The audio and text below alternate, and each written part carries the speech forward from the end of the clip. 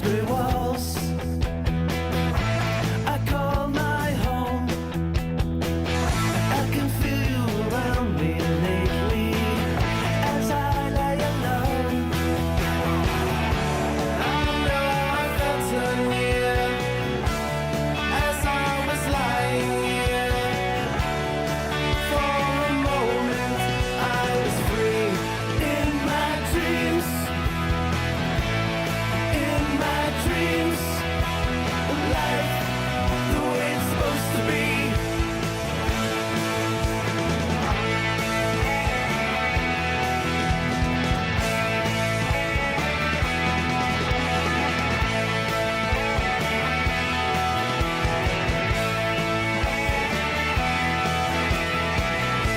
You left me alone,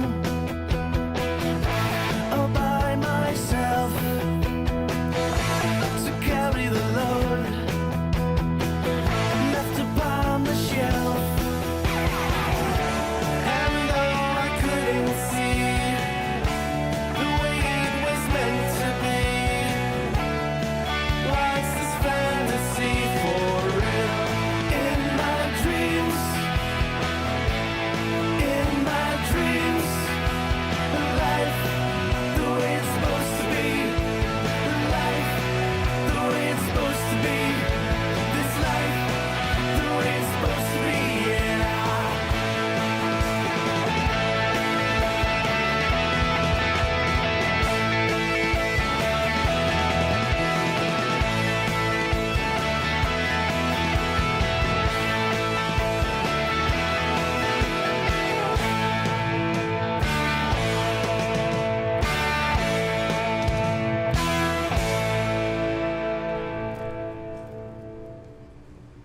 All right, welcome to another episode, a special episode of Monte and the Pharaoh, along with associate producer of The Wrestler and 350 Days, Mr. Evan Ginsberg, also host of the Evan Ginsberg Show here on Village Connection Radio, Thanks for having me back. and none other than Hall of Famer, WWE, NWA, AWA, all-time super wrestler, and our fan favorite, Greg the Hammer Valentine.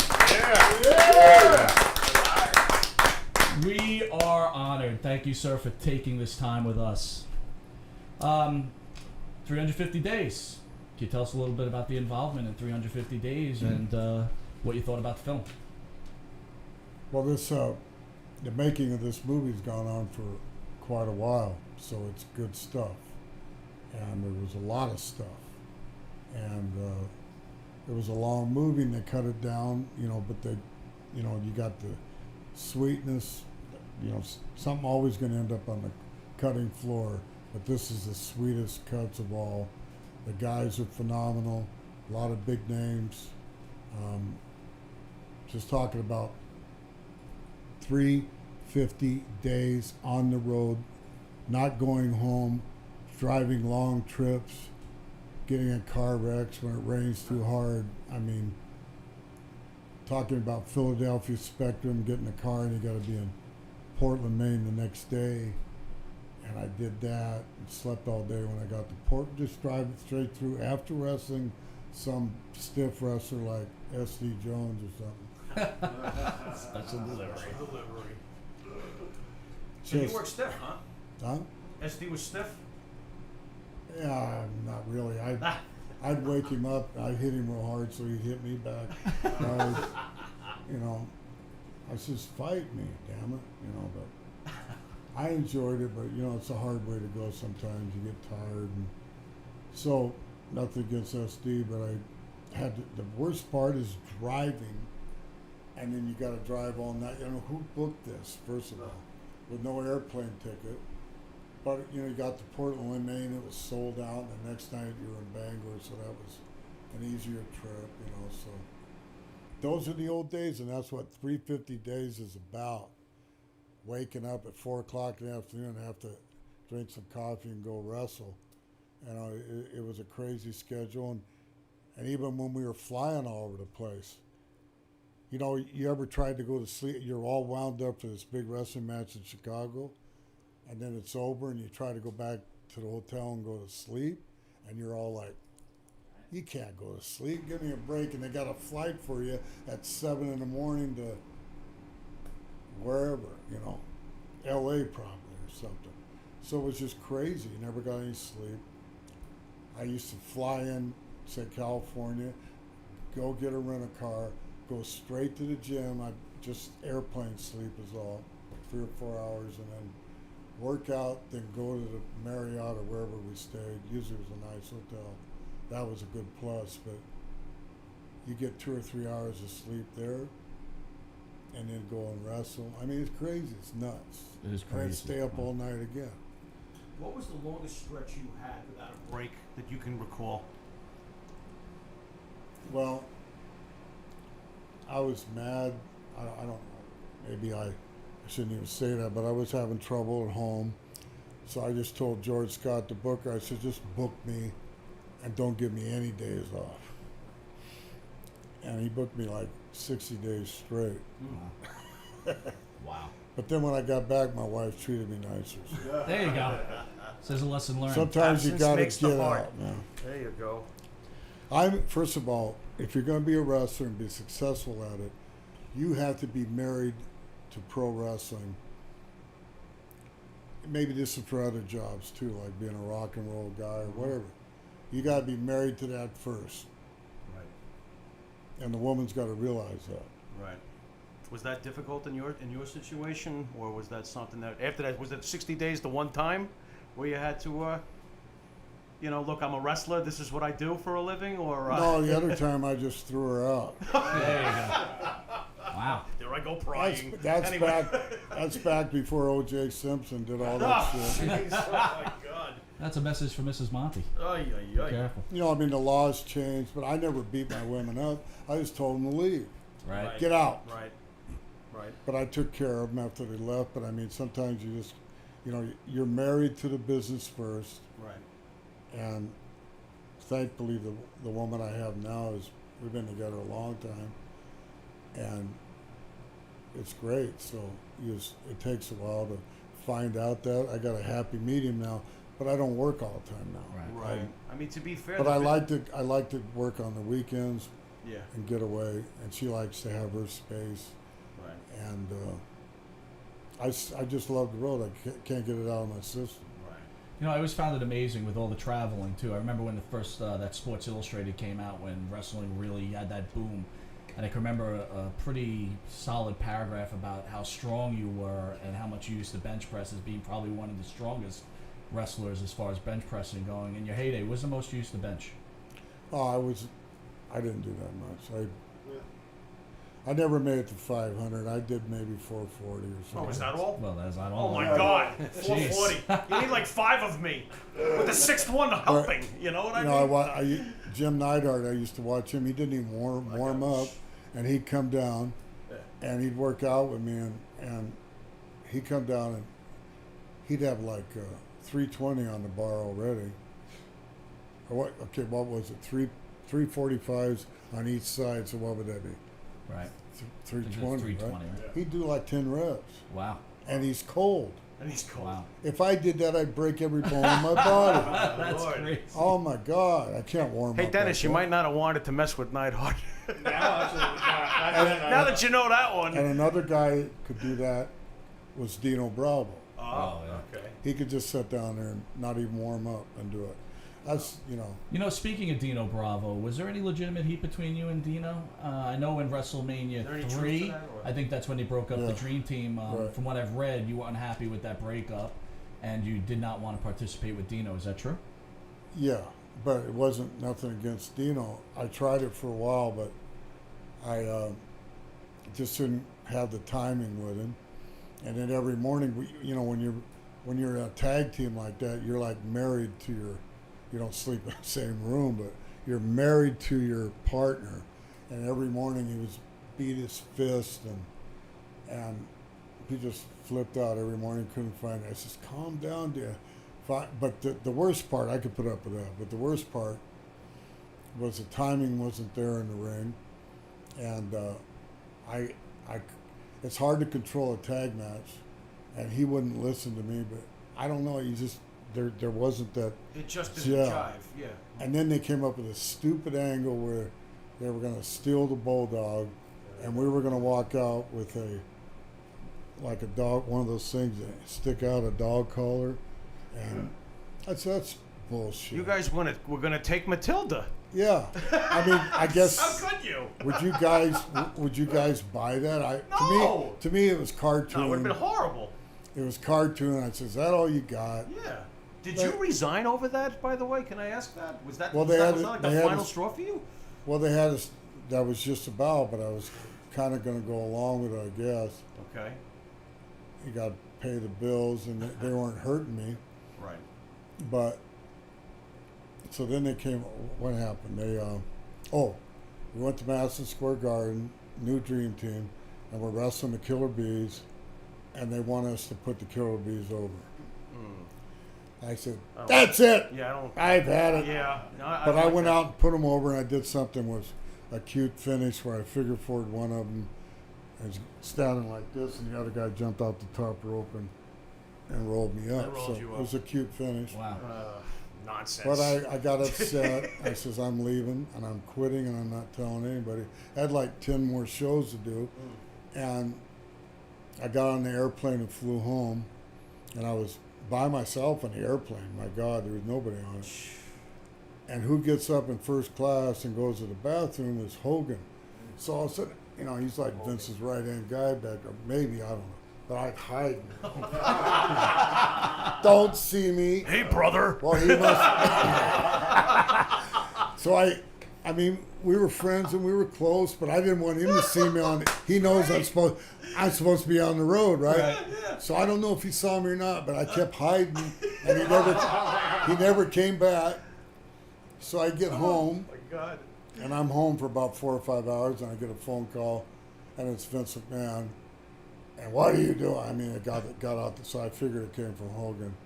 And I talked to him, and I hung up on him, I swear. Really? And then he called back, and I talked to him a total of 5 hours, and he talked me into coming back. Really? Wow. Okay. And I had a deal to go to WCW then, to be one of the Four Horsemen. Barry Windham was turning babyface, so it was a hot. And J.J. Dillon, it was his idea, I guess. Oh man. And Jim Ross called me, and then, so they were trying to pull me. And I met a lot then, so to go in there as being one of the Four Horsemen would have been great for my career. Oh my God. And I let Vince screw that up for me. Wow. Well, Evan, there's another reason to throw stuff at Vince's photo at home. So you're speaking about Vince. You worked in the AWA. You worked in. No, I never wrestled AEW. You never wrestled AWA. Okay, so you worked under Crockett, McMahon, and Bischoff within certain Yeah. areas. What's the difference between the three? Well, I love, Vince and me, we're still friends, and I understand the way he thinks, and he's the boss. I had a good run up here, so whatever. So, and always, he put me in the Hall of Fame, so I've had a good run with him. Right. And Jim Crockett, I had a good run with Jim Crockett. Eric Bischoff, I never jived with Eric Bischoff. He just hung near Hogan, and he didn't know what the fuck he was doing. Right. Right. He looked good.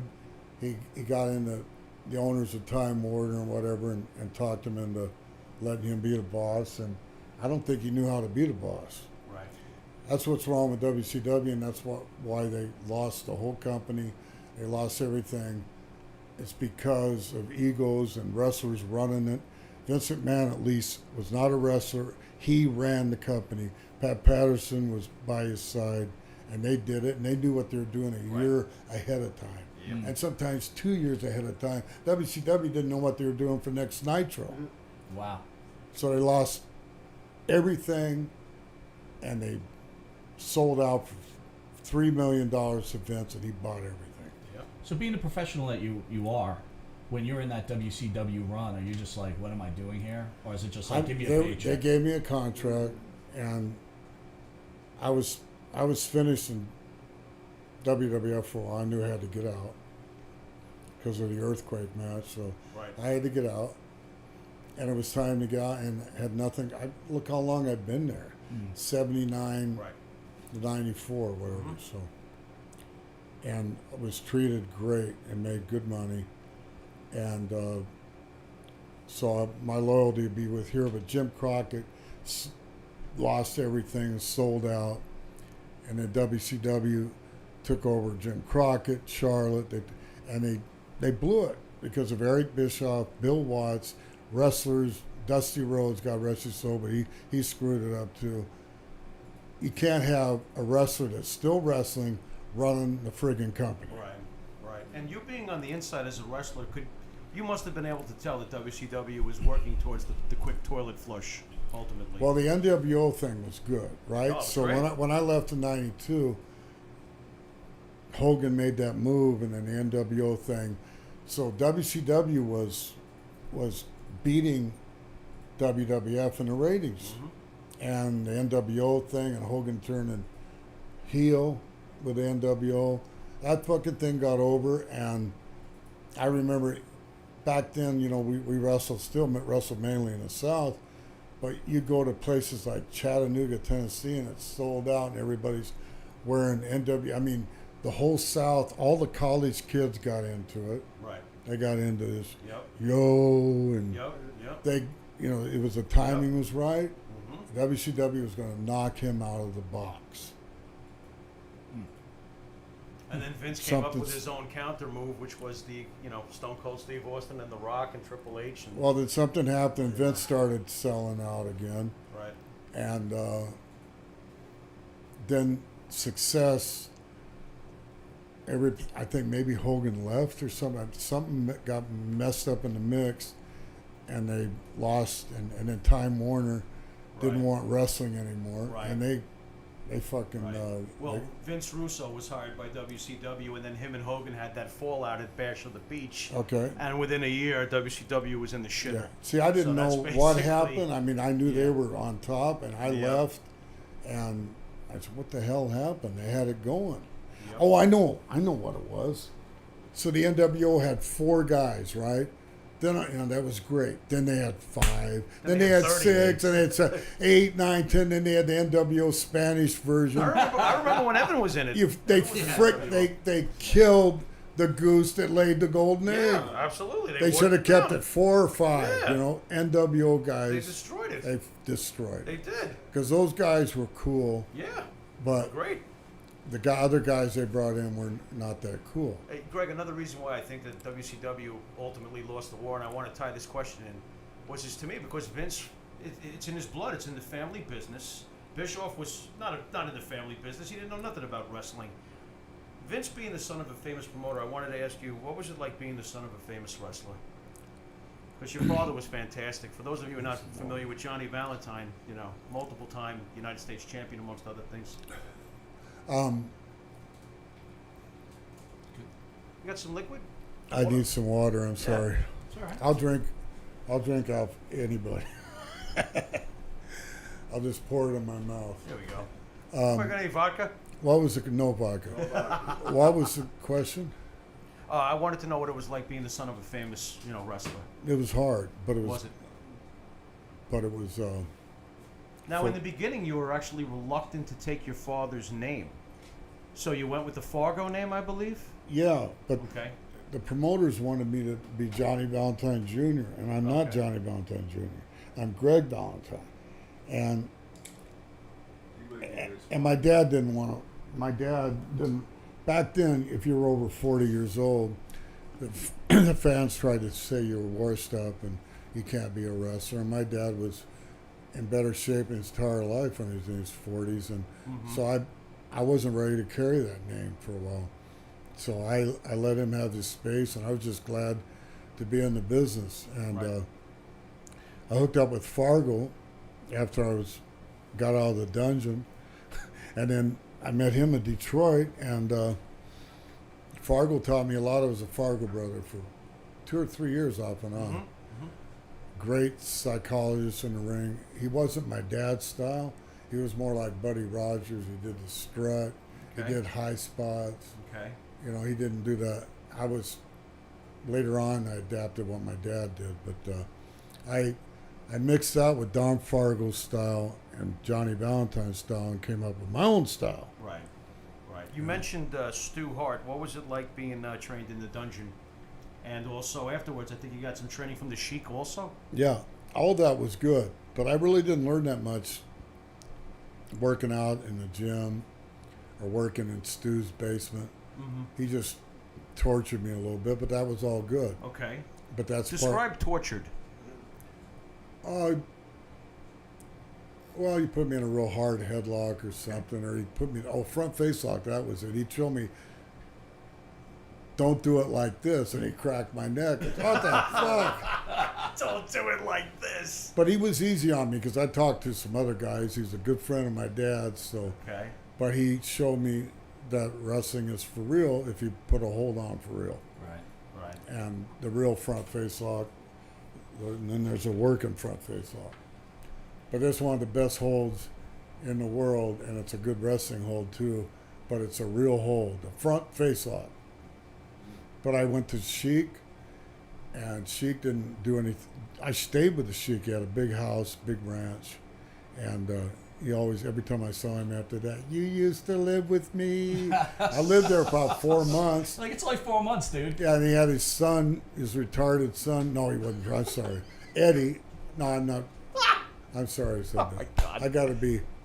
You meant lopsided. Go on. I'm sorry. Was his son named Dan? No, Eddie, I think. No, Ed, it wasn't Eddie. But he's a promoter now, but we stayed down in the basement together, but finally the Sheik says, you got to leave. How did you wind up with the Sheik from going from Stu Hart to the Sheik? Who recommended you to My go to dad, because Your he's dad. good friends with There you both go. of them. Greg, And, can but I wrestled from, he had a ring in back by the swimming pool, but nobody came over to work out with me. So he just put me in a ring and let me wrestle. And I wrestled Bobo Brazil. I wrestled all these top guys. But I learned from them. You know, they were, I just follow them. They do this. And that's how I learned how to work. In front of a crowd, not in front of. You were actually fortunate small enough to be gym given somewhere. programs against some of your father's rivals. Yeah. Is that true? Eventually, Like yeah. Bobo Brazil was Yeah, one. Bobo Was Brazil. it Don Leo Jonathan? Did you do No, any I work didn't with ever him? wrestle him because Okay. he was over in Oh, he was that. Canada. Okay. But there was like Bearcat Wright. I wrestled against him, and that was a big foe of my How dad's. about Kowalski? You know, Killer Kowalski was over in, I'm not sure, maybe he's still in WWF. Right, I haven't got probably. there yet. Probably. Different, you know, he was in my dad's age and bracket. Greg, if I can ask you, and I know it's difficult probably to talk about, but I wanted to ask you about the plane crash that your father was in and how it affected you, and ironically, how you were asked to actually replace your dad in Mid-Atlantic. Can you tell us a little bit about those memories, if you can? Well, I remember Dick Murdoch and Bill Watts. I was in Oklahoma, and they said your dad's had a bad plane crash, and first thing oh my God, he's died. But then they said, you know, he survived it, but he's hurt. Is it broken back? Yeah, broke his back five or six different places. Okay. I went to see him, and it was bad. And Jimmy Crockett was there every day. He was the guy that took Mid-Atlantic and really made it big. And he goes, "I'm passing the torch to him. I'm Wow. finished." And he said that right in front of me, and I was like, Wow. I wanted to cry. Yeah. I probably did cry later Yeah. on, but I didn't go right there. I didn't want them to bring me up there right away. How old was your dad when the plane crash happened? 47. 47. You know, Greg, I want to jump into your battle for the U.S. title with Ric Flair. Can you give us some memories about that? Well, let me finish how I first came into Carolina. I was Sure. still in Florida with Dusty Rhodes. Sure. And I liked Dusty personally. I liked him. And George Scott kept calling and calling. I liked Florida because there was a lot of beaches and a lot of pretty girls. And Okay. I was making $1,000 a week. And And we I loved didn't- Florida Championship Wrestling. We used Yeah. to watch it. Oh, We yeah. loved it. I mean, Great. and short Gordon Soley. trips, Miami. Give me. Sure. I just, I Did you was have Morocco acci- with you? Was I- Morocco with you at that time? Yeah, so- Oh, forget yeah, it. He's yeah. never leaving. Oh my God. Okay. Yeah, and George Scott kept calling, and so I'm going to play with it. I says, I can't turn this opportunity down. I don't really want to go to Charlotte because nothing but hicks there. I'm thinking, no offense. You can hear Ric Flair now. Bunch of hillbillies up there. Charlotte, I've been in L.A. and Florida. I got to go. But the money, you know, so they were tempting me with that and the big break. So Dusty says, come on, you're going to eventually have to go there. Let's send him a tape. So he set up all these 2x4s or something like that I could break. And I drop an elbow on, and then I drop two, you know, I sent that tape up there. My arm was black and blue after that. But they sent it up there, and they played it. Kept playing it on Carolina TV, Mid-Atlantic. And then I finally went in there for one shot and then he says, you're not coming in yet. We're bringing you in for one shot. So I came in there and wrestled a household name there, Johnny Weaver. They had me jump off the top rope, which I wasn't used to doing this, like Randy Savage, and drop the elbow across his neck. And I got him, but I think I friggin' almost killed him. Didn't you retire him? He retired. Yeah. So he retired because of that. God. And then Jeez. I didn't come back for 2 or 3 months, and when I came back, they were pissed at me. And then I tagged up with Flair, and the rest is history. You know, they really set me up perfect to come in there. Wow.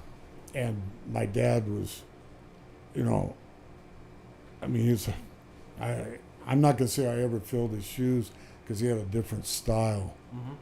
But, you know, they say I'm a chip off the old block, so. Wow. It's the highest compliment you can give. It's a huge compliment. Yep. And he watched me wrestle all the time. After he was crippled, especially when I came to New York, and if I did something wrong, he'd say, you're flopping around too much. Go to the gym, quit lifting weights, or go to the gym and box. Boxing gym. So I did that. Right. Learned how to punch for real. Yep. Wow. Yep. To be a fighter, he said, you got to look like a fighter. So that's where he taught me. He didn't do hands-on, but he goes, that's better. That's better. You're doing better now. I'll tell you one thing that I will remember, and I don't know who was behind, whoever would push you as you would go from territory to territory, you always knew when he was coming. Yeah, sure. Someone was pushing you really well, even back in those days. They always would build up when you were coming. And I remember I was like 11 years old, and I heard these stories from my other 11-year-old buddy. Wait till you see this guy. He breaks legs. Yeah. And I'm like, what are you talking about? So I wanted to ask you, how did you come up with the figure four as your finisher, and how did you get your nickname, The Hammer? Did you ever hear of this group called the Mountain Goats? The Mountain Goats. Bart, help me out here. You're You can like Google it, but they did a song for me. okay. And they're kind of like comedians, too, but they're from Bakersfield, Oh, California. Dennis might know them then. The Mountain Goats. The Mountain Goats. Okay. And they did a song about me called Break a Leg. And they talked about me breaking legs all the time, and they were fans. So they made a song of break, and the people are laughing. It's a corny song, but someone sent it to me. I think it should be in the top 10. Oh, Jesus. So how did the Hammer nickname come about? Where'd you pick that up? Because that's beautiful. That fits you Well, like a glove. when I first came here with a figure 4 in '79, it was just Greg Valentine. Okay. And I went back to NWA, and I started draping the guy over the ropes, and I'd do that old thing that Johnny Valentine would do is, you know, hit the big punch across the chest, and it was a good punch. And that's really what started it, because Tony Schiavone was and Bob Caudle were the announcers, and they started saying, here comes the Hammer. So Right. then next time I came back to WWF, it stuck, and Vince liked it. He liked nicknames. So Vince is like, you're the Hammer. Yeah. So speaking of WWF, the Pharaoh and myself, we bleed WWF. Yes, right? we do. We grew up here, Yes, and we did. of course we were big fans of yours. Can you tell us a little bit your experiences with Bob Backlund as champion on your first run around the WWE RF? What are we talking? 79? Yep. Okay. Yeah, so I'm going in there doing a lot of TV and stuff, and they're getting me ready to wrestle Backlund. But I really wasn't I know it was figure four people, and they were carrying him out on a stretcher. And then I found out I was going to be in the Garden as my first match in New York, and I mean right to the top against Bob Backlund. So it was a little intimidating, but I was with this figure four, I mean, I was made already, so I'm thinking, I'm kind of worried about what the finish is, what the outcome's going to be. I'd done nothing but long matches in Mid-Atlantic, and I was sick and tired of doing hour Broadways and long matches. I go, wow, I'm going to go to New York, and they have nothing but short matches there. So you were surprised when they asked you to do this hour thing? I went, oh, come no. on. Oh, come on. I Thanks, want senior. a friggin' break. Right. And Bob Backlund, I watched him work. I said, that's going to be hard to do. Yeah, he was great. Wrestle him for an hour. Sure. Did But did you have a lot of talking with him before? No, I didn't talk to him at all. Wow. That's We're going to go unbelievable. 1 hour Broadway in the Garden. Incredible. My first time there. But here's what happened. You know, I worked with him, and I didn't try to punch him, and we just wrestled. And he was in such good shape that most of his matches, he never blew up ever, and he wouldn't sell for the guy. And He wouldn't sell. so the people didn't really get behind him, and he just Okay. beat him. And the guys didn't know how to work with him. Well, me going an hour Broadway, after 20 minutes, he finally got tired. Ah. So now I'm going to hold him down. I say, Bob, just stay down and sell this. And he respected me, and we liked each other. And I actually- respected him as a shooter and a Okay. double tough son of a bitch that could have got Oh, mad at me and okay. tore my leg off. There you But go. we're out Okay. there doing business. Mm-hmm. And he respected me that, you know, he knew I was a little bit tough, but not a wrestling tough like him. So we learned how to work together. I love Bob Backlund after that match, then we always had good matches, and I could lay in some chops on him, but with him it wasn't about that. It was wrestling back and forth, and I really learned how to wrestle from him. I learned some amateur stuff. So, So I love the matches I have with They him. were great. So- Love them. that's great to hear because we loved your matches with him. Absolutely. But a lot of the former wrestlers speak about Backlund as almost bankrupting the WWF back then Is- because he wasn't a draw. Is there any legitimacy to that, Greg? That Backlund was a poor draw? Because Mike and I talk about it, and we don't recall that. We used to I go to the mean, Garden regularly. We don't recall. Well, Was Backlund when bad I for wrestled business him, after a we while? drew. Yeah, I guess Yeah. it was true. They should have just kept me for 3 years going against This that. is just Just keep going and going. probably would have been a good idea. Don't bring anybody else in. But what would have been so wrong by putting the belt on you? Let you guys exchange it a couple of Exactly. times. Well, they held it up. Vince. They held it up the second time, Yeah. but I don't know what stopped it. I was in line to get it, and I should have got it, and then I could have wrestled everywhere, and then Vince gave it back to Backlund or How whoever. about October 19th, 1981? Where you actually are smart enough to hop up first and the referee gives you the belt. And you walk out of Madison Square Garden as champion. I'm still angry that they took it away from you. It was set up like that, double pin, Rats. and we both had our shoulders down, but they wanted to hold belt. They wanted to hold the belt Hold back the belt up, up, right. up. Excuse me. They wanted to hold the belt up, Right. and Ernie Roth, my manager, the Grand Wizard, kept saying, "You might get the belt. You might get the belt." So for about a month, I couldn't sleep. Right? Yeah. Oh, I want that belt. Yeah. I wanted you to have Didn't that you belt. actually defend the belt one time? I thought in the Spectrum they Did actually you? had you After defend you the title. walked out that night with the belt? You told us you Not got the some world pictures belt. taken with it. But I got pictures taken with it. Yeah. Okay. Oh, okay. So let me ask you this: you've worked with many champions. Which champion drew the most money for you? I drew money for myself when I was a champion. Right. There Yeah. you go. Put the belt on me, I'll draw your money. Compare Hogan's I was just drawing gonna power bring. to. I'm just going to bring this up. Here you go. You can talk about Hulk Hogan all you want. I'd go in there and wrestle him, and I wouldn't hardly have to do anything for 10, 15 minutes, whatever. He'd do 15 minutes. I didn't have to do nothing because he was so over. But he knew how to sell me, too. Right. Right. And he was much bigger than me. Right. And I had the guy was so over, and he could beat you and it still didn't hurt you. And he used to tell me, this wasn't part of the finish, he'd say, "Hammer, put the figure 4 on me after I beat you." Nice. And so I got my heat back. Yeah. That's all that matters. Right. Right. How is Hulk Hogan as a person to you? I love the guy. I love this. This is great. I love hearing Yes. good things about Hulk Hogan because I love Hulk Hogan. Yeah, I do too. He was Yeah. always Brother. genuine to me. He loved my dad. He used to Awesome. watch my dad in Florida, and he's still right up to this day. We still text once in a while and emails. And Julie, he loves my wife Julie, and you know, How would you measure his importance and contributions to this business if you could? Where would you put him? I mean, if you had to. out of It's all not the an guys, easy question. I'm still gonna. I mean, I love The Rock, and I like John Cena, all these other guys, Sure, but sure. Hogan's the number one banana. Yeah, I agree. Wow. I agree. Listen, I want to get back to the Grand Wizard and some of those managers back yesteryear, Albano, Freddie Blassie. Oh, How was your relationship with the Grand Wizard? And do you have Great. any good stories to tell about Ernie? loved him. Great. Oh, he always worried so much, and he would call me up all the time when he lived in Fort Lauderdale. And he'd tell me, you know, he was a worry wart, but what a great guy, you know. Manager of champions. I actually when I eventually moved to Florida, I actually took Julie and I, we went down to see him at his place, Fort Lauderdale. So he was a personal friend. He was like a real manager. He wasn't just someone they stuck with me. Right. Wow. Right. Incredible. What was your, if you have to pick one, what is your favorite match that you were involved in your career? If you have a favorite match, any possible way you might have one, or are there just too many?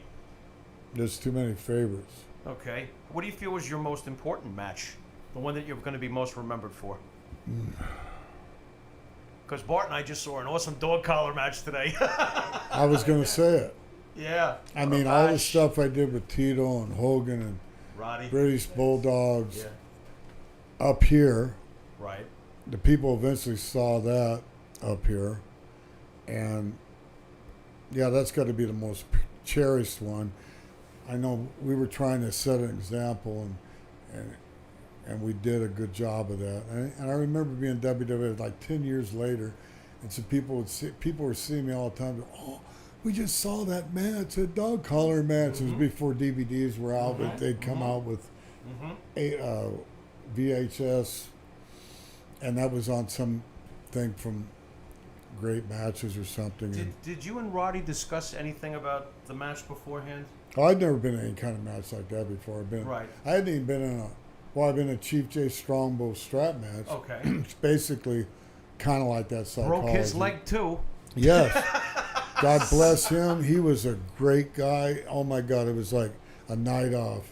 Really? Okay. All he did was shake, and I'd hit him. He'd shake some more, and I'd hit him some more. The only Italian and Indian then I he'd know. attack. Yeah, the Italian Indian. He'd attack and dance and give me some Right. chops, and I'd take a And bump, the and I'd fans screw loved up. him too. He got a huge pop. Chief It was- J.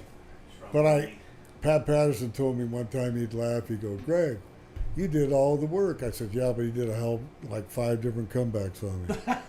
But I would just stay on him, and it was great. It was the easiest money I ever made.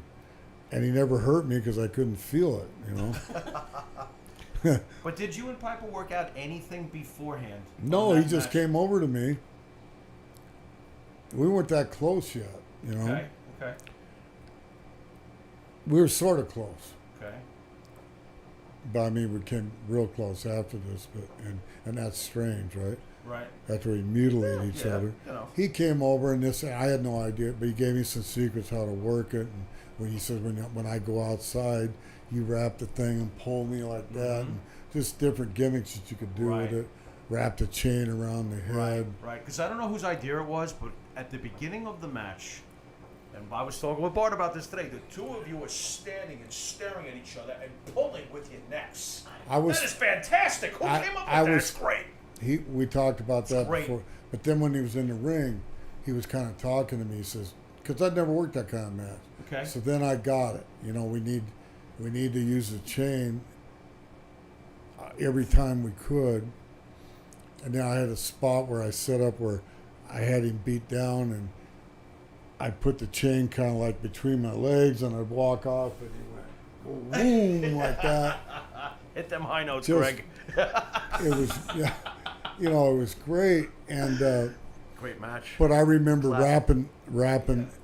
He always, Yeah. he always called me a stiff sausage fingers son of a bitch, stiff son of a bitch, and so I wrapped a chain around his head, and he's sitting down, and he's already gigged his ear, and he's bleeding all over the place, and I drop an elbow on his head, and the chain being so tight, almost maybe it did knock him out. Wow. And he's saying, "You motherfucker."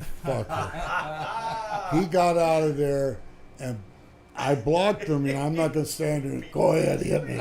I'm blocking him. But that's way. And It he's looks hauling like a off. real fight anyway. Right. These guys ruin the match when they get up there and they don't even try to block a punch coming in.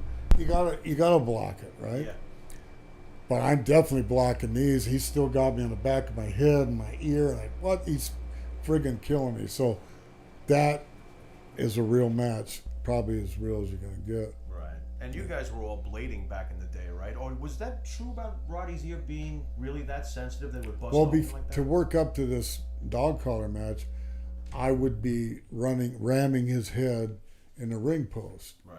And he'd take his own bump and he'd hit it so hard he'd knock his friggin' himself out.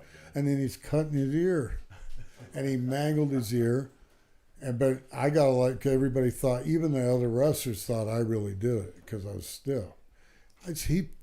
He took his own bump into there, right? I didn't run him in there. Right.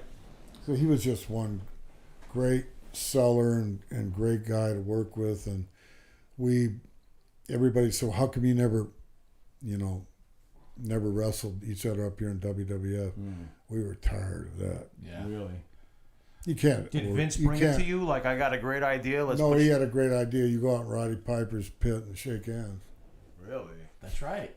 That's right. That's true. And I agreed with Wow. I got one thing I'm enjoying about the Wow. interview. It seems like you have such respect for your coworkers, and you seem to All the have time. such a wonderful relationship with them. It's really good to hear. Well, you got it because you're only as good as your opponent. You got to make your opponent look good, or you don't mean shit. Right. And that's the whole old school of working. And I was always, I'm not going to let some guy kill me off. I'm going to stay over. The only bad part in wrestling is you eventually get older and, Right. but I'll still take anybody on. Wanted to ask you about the Intercontinental reign that you had. It was 285 days. It's the 5th longest reign in WWE history. It ended, to me, in a fitting conclusion where you destroyed the championship. It was a great ending. Whose idea was it to destroy the championship? Was that It Vince, or was that... it probably came from Vince. Okay. Did Jay you Strong agree with was- that storyline? Were you cool with destroying the belt? Or? Well, I knew I was going to do the favor.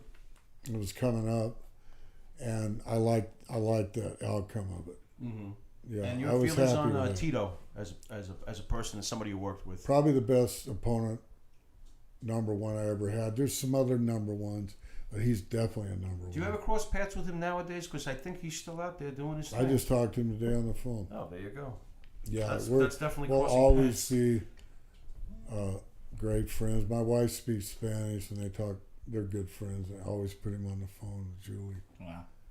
I wanted to ask you about your program with JYD at the first WrestleMania, and if I could mention the promos, if that's possible. Sure. Some of those promos today might be looked at like, oh dear Lord, but they were done a little bit differently back then. Were you okay with these promos? And Well, I tell grew us up about in the program with 50s and JYD. 60s and watching Archie Bunker. Joe, there you go. So- There's only one answer to that. And they Hello. Archie's the said best. they said the N word. I didn't say the N word. Right? No, of course not. But Of course not. and I wasn't really implying it. I didn't because Did I've JYD come up to you like, yo, bro? I've never been prejudiced. Right. Never. One time there's a bunch of kids they were black kids and they were doing something and Coco was right there and I yelled at him Coco and I said beware. the N word, right?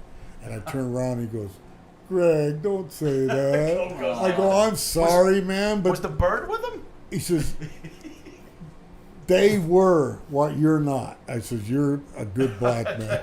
Oh boy. How was your feelings about being at the first WrestleMania? No, Did you know at the time, like, this is going to be like the Super Bowl of wrestling for the next, what? I pretty much had the idea after I was doing a lot of media and they were bringing all these big stars, and I said, this is going to be a big Yeah, thing. you could Because tell. Starrcade 83 was Right. closed-circuited, Right. and it wasn't on pay-per-views, Right. but that was the first pay-per-view. But Right. you know what? I found out because George Scott was a booker then, and I talked to him a lot before he passed away, and he was my mentor in that, as far as, giving me a lot of breaks.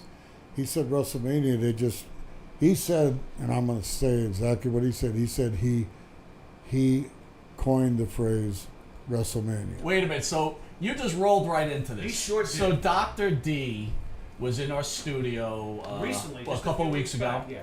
Dr. D claims to be the man who came up with the name WrestleMania. You had a relationship with Dr. D. Is this true or not? Well, I never heard him say that. Me and Dr. D are friends, Okay. but he was there at the same time George Scott was. Well, George said it was up, and maybe he heard it from Dr. D. Who knows? I mean, people are going to Yeah, steal. let them fight it out. But Well, Yeah, let them figure it out. I thought, because of Beatlemania and all this Hulkamania, then WrestleMania, right. Right. So,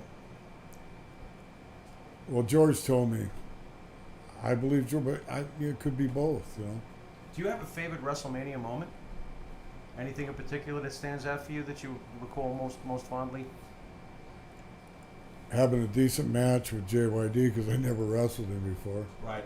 and he wasn't really my style. A match you won, by the way, after they screwed you out of it afterwards. What is this? This is like a freaking never-ending. Let's screw Greg Valentine. I just wanted BS. to get through the match, Yeah, and you got out. I was happy enough Right. because he's not a guy that goes 40 minutes. Right. And we really didn't have an angle except he was over and I had a belt. Right. Yeah. Right. And so it was good enough. It was No. good. And Tito ran in at the end of it. Greg, what was a payday for the first WrestleMania? Ooh. Is that too much to ask? What was the payday? Wow. For WrestleMania 1? Drum roll. What was that? It was somewhere between 20 grand and Wow. somewhere between 20 and 40. Wow, Man. it's a great payday. Wow, there's a big in between there. Congratulations, Holy well moly. deserved. It was, yeah. Worth every penny. I should have been 50, but You know, and that was a title match. So I wanted to ask you on the subject of titles. What was your personal favorite title that you ever held? The one you think about the most? Like this belt's mine. I love this belt. I loved holding this title. Which one would it be for you? well, I made a lot of money with a U.S. belt. Great. But I guess and I had it 4 different times, so it's right up there. And Intercontinental, I mean, all the championships. I guess I'll go with the IC belt Really? because With WrestleMania. the won. Intercontinental title, WWE all the way. Makes me happy. There we Makes go. me happy. Here's a question I'm sure you've been asked, but I'll ask it anyway. If you could do it all over again, would you change anything? I go get a job somewhere. What? Lies. Oh, boy. Lies. I'm not The hammer lying on Monte The Get out Pharaoh. of here. No, Excellent. Works No. for me. no, I wouldn't. The only thing I wouldn't do is, I mean, everything business-wise, I was happy with it, but some of my investments weren't great. Don't ever invest in real estate in Florida. And, just think like, as far as the business goes, I had a good run. I had a good run after I left the mainstream and went independent in Japan and still made, the name Greg the Hammer Valentine. I made it, but Vince helped me make it and all these other promoters don't. But I kept it and I'm still going and I'm just happy to be healthy and happy to still be able to get in the ring, Yeah, I'm absolutely. happy, and I'm happy about living in Las Vegas. What is your wrestling schedule like now? You're still active, so how often do you go out and perform? Well, I got one Friday in North Okay. Bergen, and then I have one September Labor Day weekend in Colorado, Okay. in Vail, Colorado, of all places. Oh my God, jeez. Yeah, Oh, so you know where that is? and you know Jake's that. going It's to in be the United States of America. Oh, boy, Jake's what a gonna- guess. Jake's going You to be nailed it. there. Hello? You nailed it. Yeah, Jake's going to be there too, but he doesn't Jake the wrestle. Snake. Yeah. But we're going to do something. You know, if you don't mind talking about this over dinner, we were speaking about the women's revolution right now in the WWE. What Go ahead. What was the difference between women's wrestling back in the day when you were wrestling primarily and today, and what's your feelings about today's women wrestling? Well, the girls nowadays are pretty hot, right?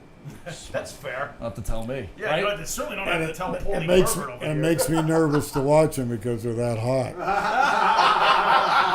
Oh, Lord. Oh, Lord. And my wife comes out the other day and I'm watching WWE and I'm just flipping through the channels, and Slowly. and the On pause. the girl wrestling was on, but it was Ric Flair's daughter, right? So I watched that, and then she comes out. Oh, you're watching girl wrestling now. I thought you didn't. I thought you didn't like girl wrestling. That's what I get yelled at for. This is hilarious. Oh boy. Oh, my And God. I've watched some of it, and there's a lot of it on now. And those guys better watch out. They might lose their job Wow. Well, I know because Ellsworth will. these girls are good athletes Yeah. and they're good to look at. But I'm still, it's hard for maybe Ric Flair's daughter, because she's kind of got Flair's big nose. Nice. God. And the mole. I told you, Big Bird. and Listen, she I told could, you. and she is tall, and she can, she's a good champion, I think. Is she still champion? No longer champion, No longer but champion, she she's great. definitely is a She's great great. wrestler. Yeah. Fantastic. And she has the it factor, too. She's So though the it factor, exactly. She does. But that's from Rick. Yep. And Yep. so that the girl wrestling is, I wasn't aware of how much it came along because I quit watching wrestling. And when I first saw all this wrestling, I made a comment that I shouldn't have. And I analyzed that comment, and even my wife got mad at me because she watches that show on MTV, the Bella thing. and- Yeah. Well, can I ask what was the My wife, comment? too. Would you share the comment? Well, Don't do that. He's going to have to go sit in the doghouse. I just wanted to know. I'm sorry. What Oh, comment got you in trouble at home? Just wanted to know what the comment was. about what? Whatever you said to your wife about the got you in women's trouble. wrestling. No, it wasn't what I said to her. It's what I said to somebody on some radio show. Oh, okay. Let's hear it. That's all we're Which- about. No, I don't Stop want it. you. Yeah, Don't you leave him don't. alone. It's fine. I No, you wanted to don't ask you need this, to though. hear it. All right.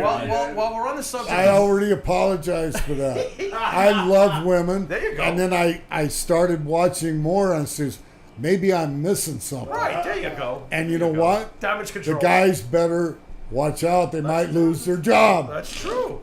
That's true. Hammer, I wanted to ask you. It's called a transition, What's not your- a transmission. Not a transvestite, but a transmission. God. Speaking Which of band are we going Wait, hold on. He's got. transmission, and my Cadillac's going out. That's why I got confused. It's okay. My engine in my car went out. Oh, My cat So- got hit by a car. You guys with your car troubles. I wanted to ask you, how do you feel about Moolah with what went down recently with Who? Fabulous Moolah? Are you aware of what went down with Fabulous Moolah recently? no. Oh, okay. Well, they had named a battle royal after her at WrestleMania, and then it turned out that supposedly some people said that she had been. Mike, help me out here. She was a madam So in she the was wrestling accused of. industries, and she would train, take the wrestlers' money, and then actually sell them sexually to There's either some promoters bad or stuff wrestlers. that was coming I think out. So I- Vince felt the pressure and canceled the event that was named after her. It was supposed to be a battle royal, the Fabulous Moolah, first ever. Was it a battle royal or something It was at a tournament. WrestleMania? It was a tournament. Oh, was that what it was? Yeah, Did they already have the tournament? tournament. Yeah, they renamed changed it They to the Mae just Young changed the tournament. name. But I was curious. Did you ever I come saw across that. Moolah? I wondered why it was made. Yeah, so they changed it over this controversy, and I was wondering, or the Pharaoh was wondering, because I would never wonder something like Oh, this. yeah. The Pharaoh was not wondering this. I always- He wanted it. I didn't hear that she was a madame or anything like that, but I heard, she had a lot of girls staying on the ranch there, and the guys would just joke about it. I didn't take it seriously. Frankly, I don't care. There you go. You know, Wow. Side out of mind. All right. I Works for don't. me. I don't care. But I mean, people. It's all about rumors now, and this Facebook and this. Right. Everybody's into everybody's Yada, yada, shit. yada. Yep. yada yada yada, and Yep, yada yada. that's why I don't do Facebook. And We should just have more breakings of legs. yeah, That would we stop need to a lot of get this back to bullshit. serious, and then the women are a strong force now, so you just got to deal with it. How do you see the future of The wrestling? Hammer Valentine being politically correct on Yeah. Monte The Pharaoh. Great but- job, Hammer. Excuse me while I throw up. I'll be getting dinner tonight. Hello. No, no, I had dinner already. it's something I ate. That's great. Greg, how do you see the future of wrestling going? If you could make a prediction, how do you see it going from this point on? Is it going to get better? Are we going to have another fantastic Hulkamania time period? Will we ever see anything like the Attitude Era again? Or have we just hit the internet sterile age of plastic promos and plastic divas and you know what I'm saying? Any hope for the future there? Well, let's just turn our eyes on the XFL. Oh my God! Oh, man. Thanks, Greg. I'm gonna go throw myself in traffic now. Thanks a lot. I'm feeling some. Larry I'm, just went limp. I'm feeling some Oh my Vince. I'm God. feeling some Vince hatred I here. know. What is with the XFL anyway? It's a little- Put your little money in vinny something. I got more $100 sensible. million, I don't forget it. and my name's Vince Yeah, McMahon, Bart, go long. and I'm not going to take There we care go. of anybody. I'm just going to take this $100 million, So and I'm going to start an XFL, and I'm going to waste all my money again, So, Greg, probably you've been asked this question a million times, but I'd like to hear. rather than giving it to people that took him to the top in the first place. So we talk about former wrestlers and medical insurance and helping out wrestlers that have given their lives up for these federations and promotions. Number one, what do you believe needs to happen to make that happen? And number two, why do the wrestlers not unionize and stop working as independent Is that an contractors? impossible thing? A union? No, it's impossible. Okay. Because Hey, here's the deal. coming from him. Wrestlers are individualists. They'll never get together. It's been tried. My dad tried to do it, and that's why Really? way back in the late '60s he tried to do it.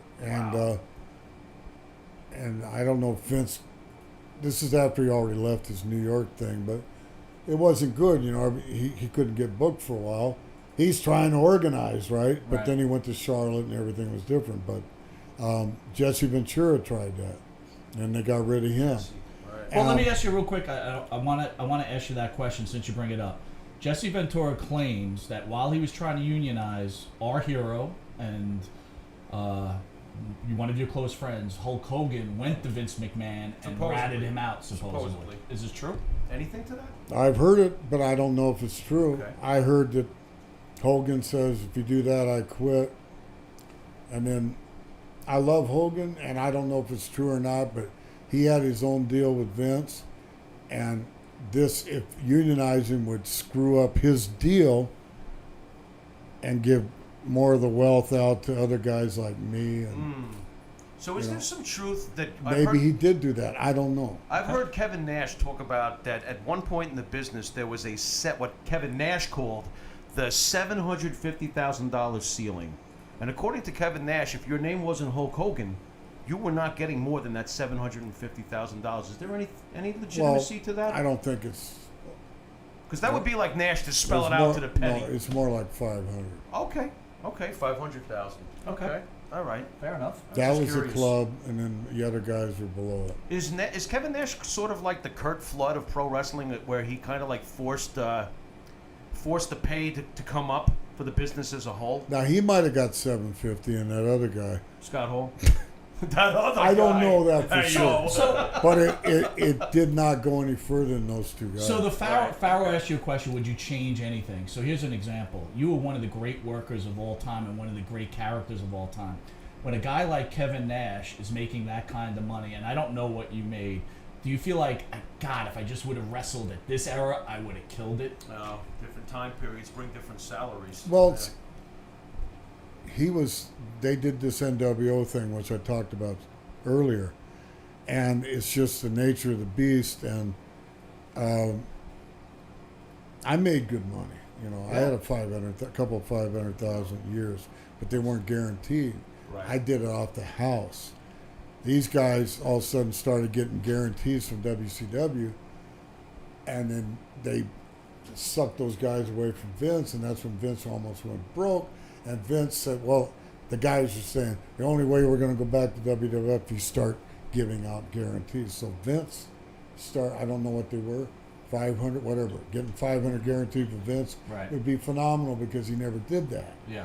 But then the merchandising, and so now it's way up there. I don't know what he's guaranteed these guys, but the merchandising, you'd make $1 million. Senior and junior, you worked for both, correct? Yeah. What was the difference and weaknesses or strengths? What were your thoughts How about similar were they to each other as people? Well, like father, like son, but no. Okay. The father, the old man, was a great guy, a humanitarian. He told me a story one time where he hates to fire guys. He would cry about it. Senior. So he had compassion. Okay. Captain Lou Albano said, when Vince takes over the kid, you better watch out because if you fall down and have a heart attack, he's going to step right over you and keep on going. Lou Albano said this. Yes. Wow. And we're all sitting around dinner drinking. He said it right in front of Vinny Jr. And I'm thinking, I'm looking, my vision is way ahead. I go, please, Vince Sr., don't pass away. But he did. But Vince stayed cool for a while. Right. But then he started distancing himself from the boys. I mean, I still was treated good, but, you know, it was a different thing. And now he's the man. He's in power. He was a friggin' genius. He did all this, you know. But I think he should take care of the guys that put him there. Right. And, you know, especially, he should take care of all the Hall of Fame guys. You know, give us a bonus. I'm not crying. I don't care. You don't have to send me a dime. I hear you. I'm just saying what he should do. I agree. Speaking, For guys that are more unfortunate. I'm still out here making money, so I don't care. speaking of the Hall of Fame, can you give me 3 members that are not included that you would wish were in the Hall of Fame right now? Well, Beefcake should be in the Hall Yeah. of Fame. What's up with that? How about the British Bulldogs? Maybe Honky Tonk Man should be in it. Oh, my God. But he messed it up. He was going to be in it. Well, can But you I- tell us that? We don't know anything What about did he do that. to mess it up? Well, Talk. they don't tell you. Probably. They don't tell you 3-4 months out, or if they don't tell you, because they want to keep everything secret. And he had already booked himself all these places, and he just didn't want to do it. Plus, he got mad about it was in Phoenix, and he wanted an airplane flight. He wanted to be treated better, in hindsight, I don't know if he looks back at it, he messed up, but I think he drew a lot of money here. Mm-hmm. I think, so you're asking me these names, I'm thinking he spent a lot of time in WWF, so Beefcake should be in there, Honky Tonk Man should be in there, and I can't think, Ivan Koloff. yes, Ivan thank you. Koloff. Because Yeah. these guys all, Ridiculous. you know, Vince has put guys in that, not taking anything from Rock and Roll Express, but these guys never worked up here. Right. And other guys. Understood. And maybe they deserve, you know, I like both of them, so maybe they deserve it. But I wouldn't have, I think he's got to put Beefcake and Honky in. And Ivan Cole. I mean, I hope, but I mean, There's a few others too. I think he should put me back in with Beefcake. The Sure, Dream why Team. not? Why not? I shared with you again Dream team, baby. when I was at WrestleMania 2 in the Nassau Coliseum. Actually, closed circuit television. They closed out Chicago, and it was the Bulldogs against the Dream Team with luscious Johnny Valiant, who recently passed away, and a good friend of Evan Ginsberg. Yep.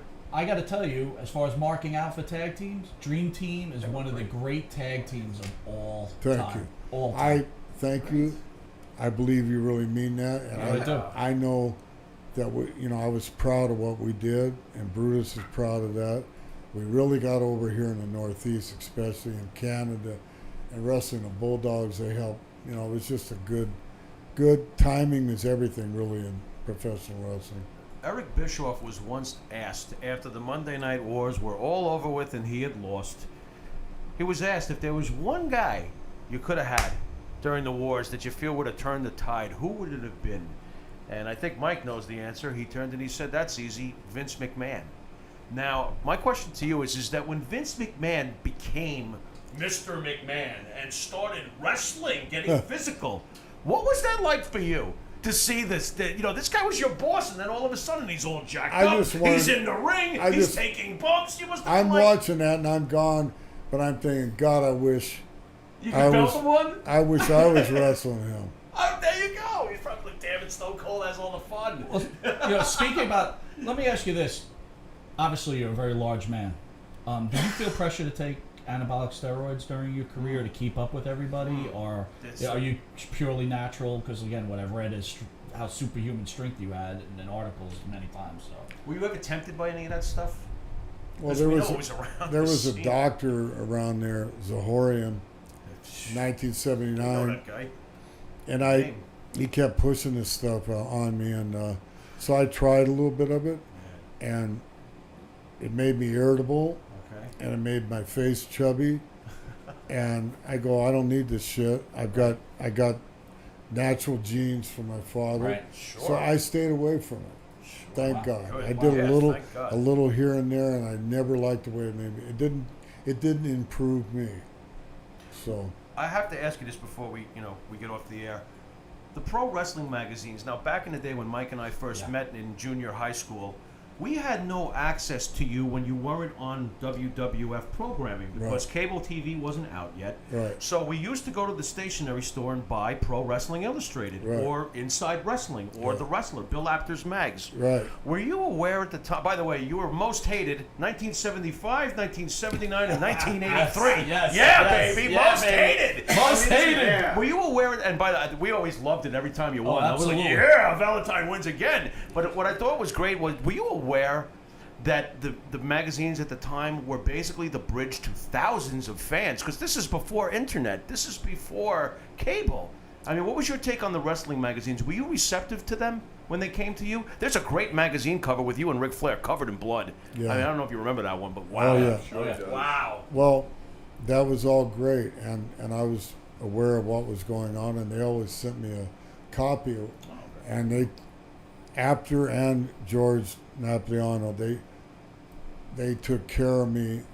I can't think of the guy that ran the company up there, but Stanley Weston? Yes, they gave me a lot of cover shots, and they really took good care of me. Yeah. Now, when Vince came out with his own magazine to go against him, Sure. and he put him out of business pretty much, Vince never. I think he gave me one cover shot. Wow. Greg, you might not notice this, but our own Pharaoh had his magazine back in the junior high days. I did. I had my own newsletter, and I did. Yeah, I even got an ad in the Rings Wrestling magazine. I did. And Tom Burke, New England Pro Wrestling Hall of Fame journalist, gave me a thumbs up. You did? 1980, and I had him on the cover. Nice. 1982. Until he met me, and I told him I got a better idea. Make the magazine, get the money, and don't send it out. Great. He was like, keep the money, we'll buy wrestling magazines. So I had this stack of magazines, and everybody Greg, wanted to know what a mag was. Greg, we want to thank you for joining us. We know you've had a long day. Very long. You want to give us a send out about 350 days and tell people what they'll be seeing this Thursday. Tomorrow. And where they can see you tomorrow. Well, I'm going to be here in New York at one of these theaters downtown Manhattan, and I'll be there. Kissing babies and taking pictures, helping old on ladies to their seats. Nice. Checking out the divas. Hitting people with foreign objects. And it'll be great to meet all the fans in New York because they're the best. And it's going to be all over 400 different theaters, all over the country. And all I've done is talk about it for the last 3 weeks on all kinds of different radio stations, but it's really worth it. It's a great movie. It's about what we're talking about, and they're going to be able to see, rather than just listen to me, but you'll be able to see Tito and Paul Orndorff and Ted DiBiase and Bret the Hitman Hart, superstar Billy Graham, all those stars in the era, and we actually were on the road 350 days, or at least it felt like it. Yeah. And so it's a good round figure. And it's a tremendous movie. It's all true. So if you like true stuff, that's going to blow your mind. Yep. Behind the scenes, you can't miss it. Well, you heard that straight from the Hammer, and this is another episode of Monte The Pharaoh. We want to thank Hall of Famer, wrestling you, great guys. Greg the Hammer Valentine for joining us. Yes, Once sir. again, Thank you. I'm going to let the Pharaoh give us a send out because, as many people know, and Greg, you will know that you are Thanks for the embarrassing Pharaoh's me. all-time favorite wrestler. Yep. Yeah, Oh, he Oh, is. thank Yep. you. I would tell you you're on my list, but Don Morocco is my favorite. What's your wrestler. Hey, hold on. That's okay. I liked it. I liked it when Morocco came to the ring, and they'd shoot the camera right up at him, and he'd go like this. Yeah, with oh his nose. yeah, baby. He'd What about the time he ate a sandwich? He'd blow a booger out of his nose right on the camera. I'd go, that's fucking awesome. Before guy ate a you let sandwich Jimmy in say the- something, I wanted to say something. Go ahead. You talk about mic skills all the time. You know, wrestlers have mic skills. Yeah. He's got the best mic skills. He just knows how to move that mic with it, just with his arm, man. He just goes, he pulls it right in like it's like this. It's like, He's a, baby, he's, hey. he's a professional. He Oh, did 11 baby. interviews today. This is the 12th microphone. awesome. I'm finally learning. He was hugging it like Alexa Bliss. Oh, would you again with Alexa Bliss? Anyway, Yeah. once again, it was our honor to have you on our show. You and guys are thank great. you You so make me- much. You make me feel good. You make me feel comfortable. Thank you And for my childhood, I Greg, could- and Send thank you off, for Jim. always being an influence to me, and just thank you for being my favorite wrestler. All right, that's And great. I feel kind of mushy now. He's the man. Jim, don't cry. Actually, you can cry for me. Go ahead. That's awesome, though. You know what? I really Yeah, feel for that. Let me put it Because this way. We're all the same age. Look, So we all have the same. We're all the same age. Let me So put we it. all have the same experience. I with gotta wrestling. say this. And I'm not a big wrestling fan, have- but I I, have did to- have that experience. I have to say this. I can now die in professional I- wrestling Wow. peace. Holy In cow. professional Yeah. wrestling peace, I can. That's awesome. Greg, I'll thank you share. so I'll, much, I'll man. share. Thank One, you. I'll share one Yes. thing before we get off there. What do you I'm got? sitting at work, Oh no. and the phone rings, You're not gonna do this. It's are the you? Pharaoh. He's gonna do this. and he's like, You "Dude, prick. we're about Go to on. interview the great Greg the Hammer I lost Valentine. it. I lost it. I can't stop shitting." I, And I'm like, "Dude, relax." my ass was He's like, running faster than "You my don't feet. understand. I couldn't This handle it. guy is an icon." And I said, "I understand." Losing it. You used all the toilet paper in there. That's what I did. And he needed it. And he needed it. And I ain't needed it. In the immortal words of Bugs Bunny, ain't I a stinker? Anyway. All right, well, so don't forget, 350 days tomorrow, 400 theaters worldwide or USA-wide, and Greg the Hammer Valentine will be in Manhattan. And Hammer? you can catch Monte the Pharaoh at Village Connection Radio at Rockstar Studios every Thursday from 8:05. Get it? Georgia Championship Wrestling, Yes. 6:05, 8:05 Yeah. to 9 o'clock, where we cover pro wrestling. This is Long Island's #1 broadcast of pro wrestling, where we only Yeah, get baby. the real wrestlers, Yeah, the baby. real pros. Greg the Hammer. Yeah, baby. Yeah.